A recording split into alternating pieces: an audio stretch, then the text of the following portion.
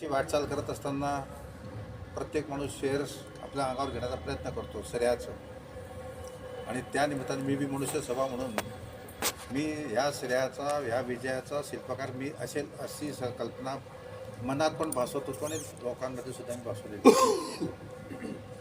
मी कमी पडलो आणि माझ्या कमी पडल्यामुळे नाही म्हटलं तरी आज मी 26,000 मतानं सरांना निवडून आणू शकलो नाही.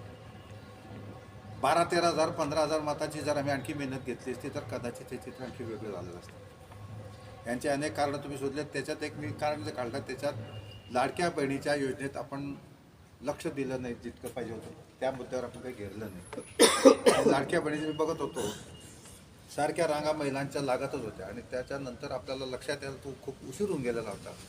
तर या सगळ्या श्रेयाचं मानकरी जरी मी होणार होतो, तर या अपयशाचं सुद्धा मानकरी मीच आहे.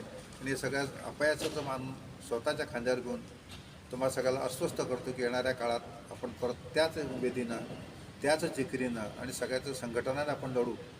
सगळ्या संघटनेला विनंती करेल की संघटन हे सगळ्यात महत्त्वाचं आहे. सगळं संघटन होतं म्हणूनच आपण 1 लाख मतं घेऊ शकतो. ज्या ज्या लोकांनी काम केलं आहे त्यांचं तर खूप कौतुक आहे, मतदारांचं कौतुक आहे.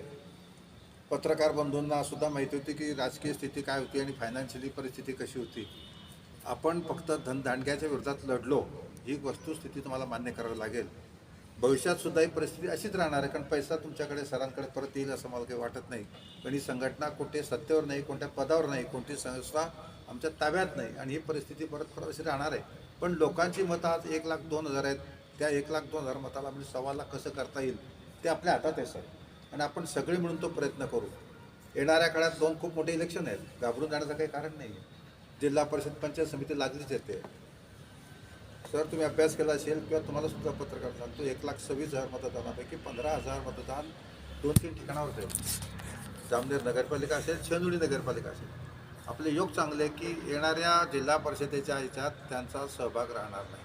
म्हणजे त्याच्यामुळे तो लॉस झालेला आहे. त्या लॉसमुळे आपल्या संघटनेला नुकसान होईल असं काही चिंता करण्याचं कारण नाही. जिल्हा परिषद पंचायत समितीचं इलेक्शन आपण 100% जिंकू. पण ह्या याच्यातनं जर बाहेर निघाला तरच जिंकू. आजच तुम्ही सगळं अंगावरचं सगळं झटकायचं आहे आणि द्वेषानं कामाला लागायचं. ज्यांनी काम केलं त्यांचं तो खूप कौतुक करतो.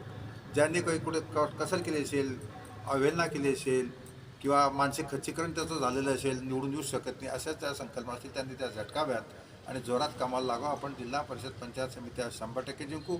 नगरपालिकेची तयारी करण्याकरता जे कोणी नगरपालिकेचे आमचे नगरसेवक असतील किंवा त्यांना नगराध्यक्ष असतील त्यांना विनंती करतो की त्यांनी आजच कामाला लागावं. सर तुम्ही हातबल व्हायचं नाही आहे. सगळं जे घडलेलं आहे ते 1 लाख मतं तुमच्या भरवशावर आम्हाला मिळालेली आहे आणि त्याचं श्रेय तुम्हाला तुमच्याकरता तरी मिळालं, पण तालुक्याच्या विकासात त्याचा निश्चितच सिंहाचा वाटा असेल. एवढंच बोलून मी लमला. आपल्या सगळ्यांचे पुन्हा आभार मानतो आणि येण्याची ग्वाही देतो आणि हरलेल्या इलेक्शनबद्दल जे काही घडलं असेल त्याचं सगळं मी माझ्या अंगावर घेतो. एवढंच बोलून आपला विषय संपतो.